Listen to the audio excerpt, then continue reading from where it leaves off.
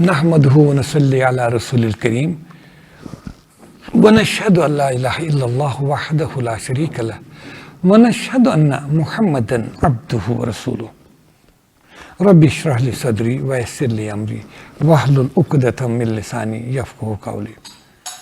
Respected viewers and listeners, Assalamu alaikum wa rahmatullahi wa barakatuh. This Quranic Understanding Program is presented by Adult Quranic Education Program, Srinagar. The message is quite simple and clear. Read, understand, practice and propagate the message of Quran.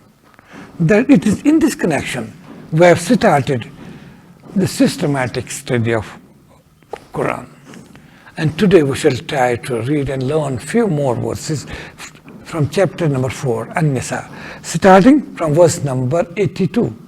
Verse number 82, chapter Al-Nisa. Surah Al-Nisa. A'udhu billahi minash shaitanir rajim. Bismillahir rahmanir rahim. Afala yatadabbarun al-Quran. Don't they reflect and ponder in depth into this Quran? وَلَوْ كَانَ مِنْ عِنْدِ غَيْرِ اللَّهِ. If this Quran would have been from anyone other than Allah, لَوَجَدُوا فِيهِ اخْتِلَافًا كَثِيرًا. They would have found many contradictions therein. وَإِذَا جَاءَهُمْ أَمْرٌ مِنَ الْأَمْنِ. And when any information about the public security comes to them, I will cough, or any information about fear, أَذَاءُوا بِهِ. These hypocrites, they spread it like wildfire. وَلَوْ رَدُّوهُ إِلَى الرَّسُولِ. If they would have referred it to the messenger, peace be upon him, وَإِلَى أُولِي الْأَمْرِ مِنْهُمْ. And to them who are holding the position of authority amongst them, لَعَلِمَهُ الَّذِينَ يَسْتَنبِطُونَهُ مِنْهُمْ. Those who have in-depth understanding would have reached the right conclusions after listening to those informations. وَلَوْلَا فَضْلُ اللَّهِ عَلَيْكُمْ وَرَحْمَتُهُ. If Allah's bounties and favors would not have been upon you, O believers, لَتَبَعْتُمُ الشَّيْطَانَ. You too would have followed the Satan. إِلَّا قَلِيلًا. Except few amongst you. فَقَاتِلْ فِي سَبِيلِ اللَّهِ. O Messenger, peace be upon you, fight in the way of Allah. لَا تُكَلَّفُ إِلَّا نَفْسَكَ. You are responsible only for your own self. وَحَرِدِ الْمُؤْمِنِينَ. You only persuade the believers. عَسَى اللَّهُ أَن يَكُفَّ بَأْسَ الَّذِينَ كَفَرُوا. And perhaps Allah will refrain the military might of those who disbelieve. وَاللَّهُ أَشَدُّ بَأْسًا وَأَشَدُّ تَنْكِيلًا. Because Allah is greater in might and stronger in punishment. Sadaqallahu al-Azim. Yes, the first verse talks about أَفَلَا يَتَدَبَّرُونَ الْقُرْآنَ. Don't they to ponder, don't they reflect upon Quran. وَلَوْ كَانَ مِنْ عِنْدِ غَيْرِ اللَّهِ. If it had been from anyone other than Allah, لَوَجَدُوا فِيهِ اخْتِلَافًا كَثِيرًا. They would have found in it much contradictions. So we see in Quran there's no contradiction. There's a continuity of the statements, perfection, coordination, and full system. But we have to remember one thing. The Quran is basically not a written book. It's a revealed book. Once we write a book, I too have written few books. You know, once a person writes a book, he reads it again and again. He makes corrections. He updates it. And not only that, sometimes writing a book or a chapter, he asks some expert just to have a look on the book so that he may suggest some changes, some additions, alterations. And after thorough readings and writings, all that, a book is prepared, chapter after chapter. So if there is continuity in the book, that's understandable because I have written it, revised it, updated it, discussed the matter and got the references from older scholars and sought their help, sought help from some experts too. So that's understandable. But imagine, Quran is not a written book. It was revealed from time to time, sometimes 4 verses, sometimes 5, sometimes even half a verse, sometimes 100 verses at a time. Some verses during wartime, sometimes in peaceful atmosphere. Some verses when some problems arose about nikah or talaq, some verses. And imagine, there is no scope for discussing, then revising and updating and watching it at different places. And those verses were collected, revealed. Prophet Muhammad, peace be upon him, asking his companions, close companions, to memorize. And then ask those who knew reading and writing, ask them to write it down. And that's how, after 23 years, we get a copy, we get a Quran. 6,600 odd verses, 114 chapters. So imagine, this is the beauty of Quran. This speaks of the divine origin of Quran. If it had been from, that's what Quran says, if this Quran would have been from anyone other than God, who would have spoken at different times and different places, there would have been contradictions in it. Because how come he can remember what I said 5 years back and what I'm saying today? That was wartime, this is peaceful situation. That time I talked about commercial transaction, now I'm talking about talaq or nikah and this. There obviously could have been a lot of contradictions because there were just revelations or verbal declarations, not any written document properly revised, updated and discussed and corrected from maybe there's correction here and there. We do. Any expert, from an ordinary writer to great scientists like Albert Einstein and Stephen Hawking, how do they write? They write, they revise, they discuss, they talk, they deliver lectures, they organize symposia, discuss the matter of their books in that seminar, and get feedbacks from the readers and from the listeners. With that, they prepare a book, and that becomes a great learning scheme for others. Okay, we have no problem with that. But Quran was not written like that. It's not a written book. At different times, sometimes Prophet, peace be upon him, in a happy mood, enjoying mood, receiving revelation and conveying. Sometimes in a sad mood, due to one reason or the other. Because sadness and happiness are part and parcel of this world and every human being, including the prophets, peace be upon him. And war and peace, Makkah and Medina, Taif and Tabuk, and the valley of Nakhla where jinns listen to Quran, and different things. And sometimes talking to people of the book, a delegation coming from Yemen, a delegation of Christians. And Prophet, they ask him questions, Prophet responding to those questions, not himself, but receiving revelation about the response, divine response to those queries and questions. Sometimes influence of Makkah asking questions, who were Ashab Kahf? What about Zulkarnain? And what about Moses, the story of Moses? Of course, they were such questions they used to prepare with the help of experts from Jewish community. What about Moses, story of Moses, and that great old man, that's Khidr, like that. And many questions like that.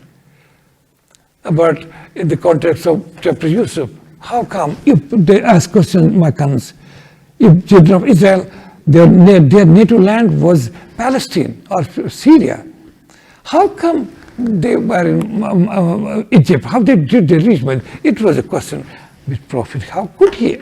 Unless there were divine revelations. So it's different positions, different locations, different ideas, different, everything different. Quran being revealed, 2 verses, 5 verses, 10 verses, 15, 100 verses sometimes, and then compiled.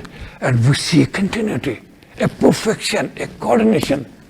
An unbiased Quran talking about the origin of universe, then about this fate, what is going to happen. It talks about the laws of inheritance. It talks about the social system, the political fabric, well-organized society, how to bring it into being.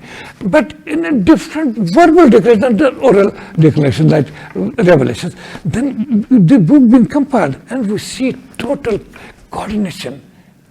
That is, which speaks and which proves it is divine origin. Despite all this, there is no contradiction in it. Prophet didn't write a page and then discuss it with Abu Bakr. Abu Bakr, come on, let us discuss the matter. You suggest. Oh, Omar, what is your opinion about it? Let us talk, see if there is any mistake, God forbid. And calling sometimes Ali, oh man, you are a learned person. Ali, what do you suggest? Nothing of that sort. No person had a role in it, including Prophet, peace upon him, himself. Simply receiving message and conveying. Receiving message, conveying.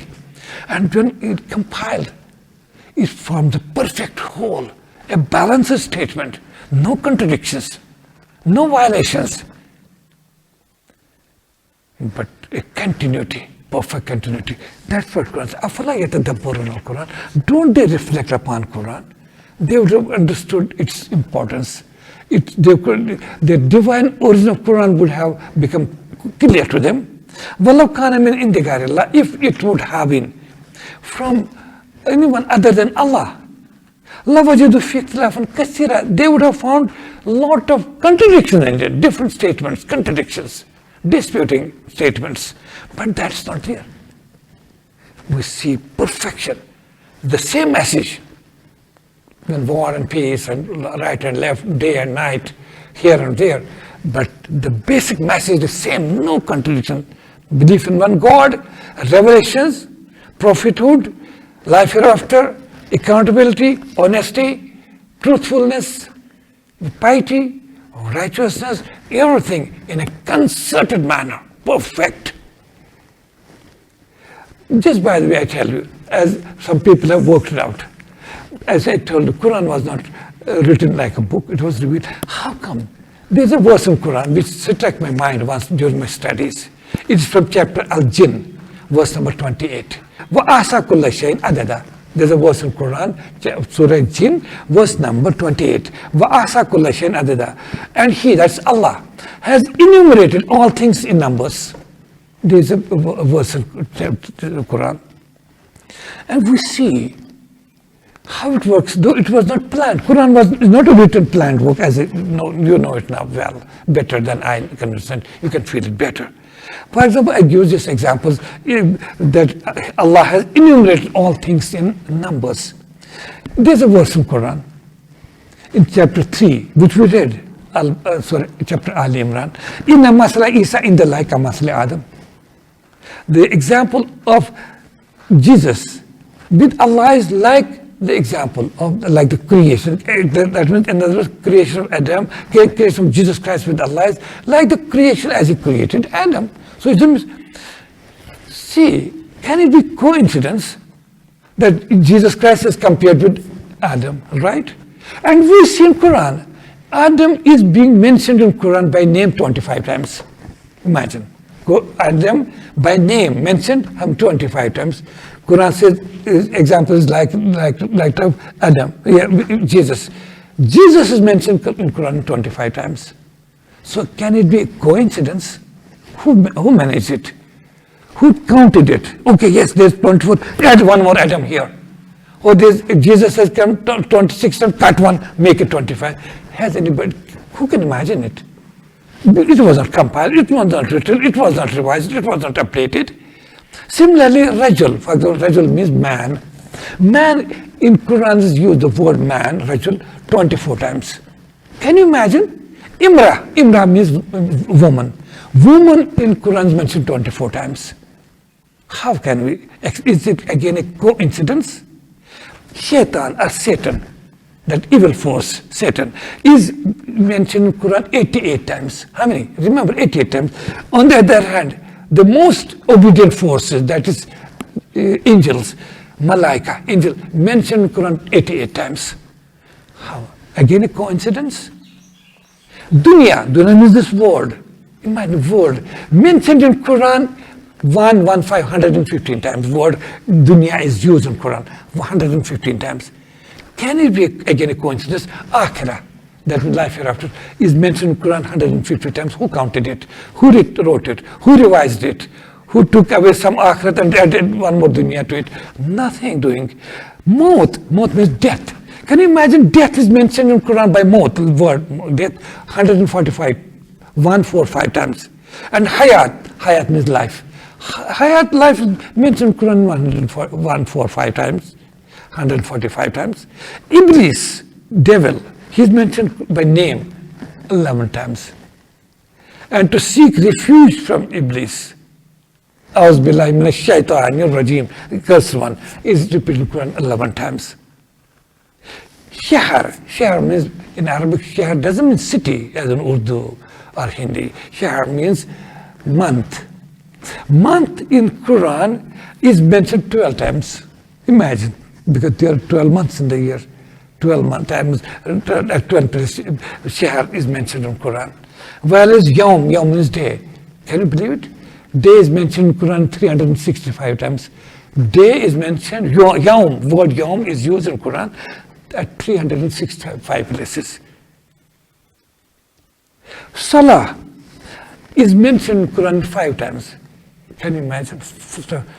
We see 5 times Salah has been made incumbent upon us. Word Salah is used 5 times. Kul means say. It is mentioned in Quran at 332 places. 332. And qalu, it's plural. It's also mentioned in Quran 332 times. So it is just given an example, though we don't believe in game of numbers, but this also speaks of the coordination, of perfection. Because nobody compiled it, nobody revised it. Okay, now coming to, again, the discussion or discourse about hypocrites.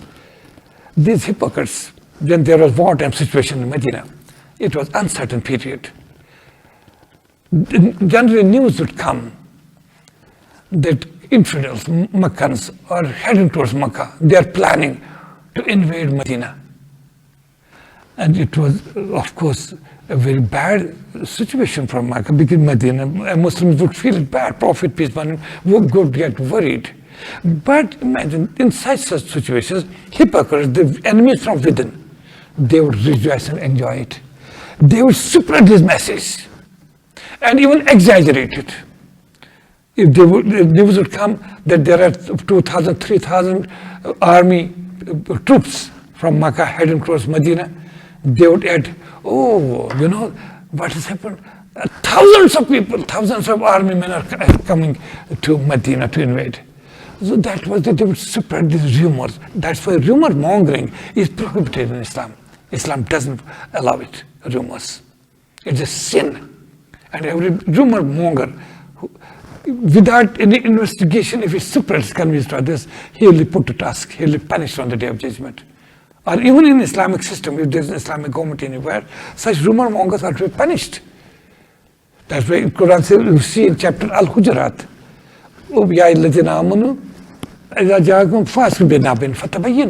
if any message comes to you, you receive a news, don't spread it. And listen until you investigate it, you analyze it, you establish its authenticity. Before that, you should never convey this message, anything. But one of the characteristic features, as explained in Hadith, one of the characteristic features of hypocrites is that they are rumor mongers, they are exaggerators, because they wanted to just destabilize the Islamic State. And rumors would play a part. It's in this connection, Quran says, وَإِذَا جَاءَهُمْ أَمْرٌ مِنَ الْأَمْنِ I will khawf. And when any information about public security or any fear would come to them, أَذَاءُوا بِهِ, these hypocrites, their qualities, these characteristics, they spread it without investigating. Or Quran says, وَلَوْ رُدُوا إِلَى الرَّسُولِ, if they would have referred it to messenger, that means any news coming to them, they would come as sincere people do, as sincere believers would do. They would not spread anything. They would directly come to the messenger, Prophet, peace be upon him. That's what Quran says, وَإِذَا جَاءَهُمْ أَمْرٌ مِنَ الْأَمْنِ أَوِ الْخَوْفِ. And when any message of public, whether public security or of any fear, would come to them, أَذَاعُوا بِهِ. They spread it like a wildfire, because they take it as an opportunity to destabilize the Islamic State from within. This is an opportunity for them. But وَلَوْ رُدُّوا إِلَى الرَّسُولِ, if they would have referred it to the messenger, peace be upon him, brought it to his notice, we have received such a news, let it get investigated. Is right, is wrong, it is true. So we took the precautionary measures. That was not their problem. وَإِلَى أُولِي الْأَمْرِ مِنْهُمْ, or if they would have brought it to the notice of, if they had no direct access to the Prophet, sometimes they would say, okay, how come we can't go always to the Prophet, he's not always available. The Quran says, if they would have referred these matters to the messenger, and إِلَى أُولِي الْأَمْرِ مِنْهُمْ, and those holding position of authority amongst them, that means like senior companies like Abu Bakr, Umar, Ali, Usman, and others, لَعَلِمَهُ الَّذِينَ يَسْتَنبِطُونَهُ مِنْهُمْ, then those endowed with knowledge and with intrinsic quality to understand any matter, they would have understood it well. Instead of spreading this message in the masses, wouldn't it be better if they would have refer it to messengers and to those who are in the position of authority, so that they could have understood it better due to their intrinsic quality of understanding and who know how to go into depth of the matters. Then, O messenger, O believers, if Allah's favors and mercies would not have been upon you, لَتَبَعْتُمُ الشَّيْطَانَ, you would have also followed these Satans. Their agenda was to mislead you. But it is only Allah's mercies upon and His favors upon you that you are not misled by these hypocrites. إِلَّا قِلِيلًا, except few. فَقَاتِلْ فِي سَبِيلِ اللَّهِ.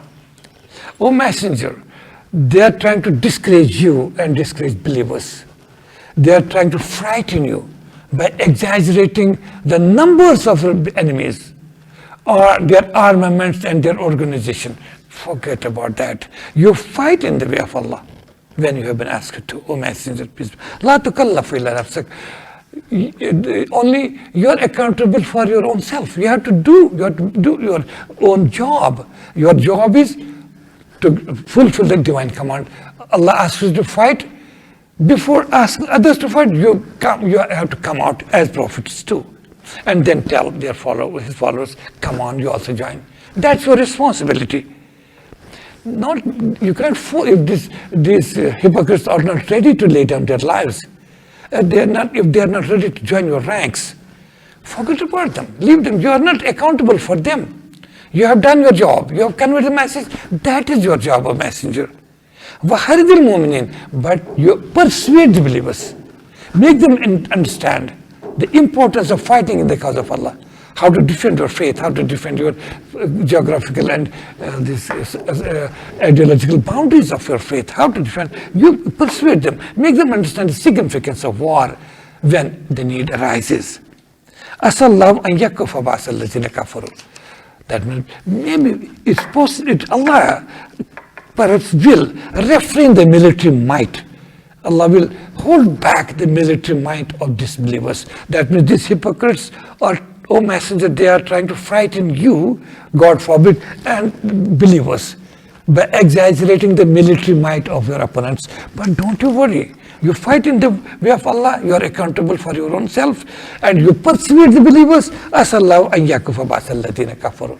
Maybe Allah will refrain or hold back the military might of those who disbelieve. Wallahu ashadu basan wa ashadu tankila, because Allah is greater in might and stronger in punishment. He decides the matters, not these people, not anybody else. Sadaqallahu al-Azim wa sadaqa rasuluhu an-Nabiyyul Kareem walhamdu lillahi rabbil alameen.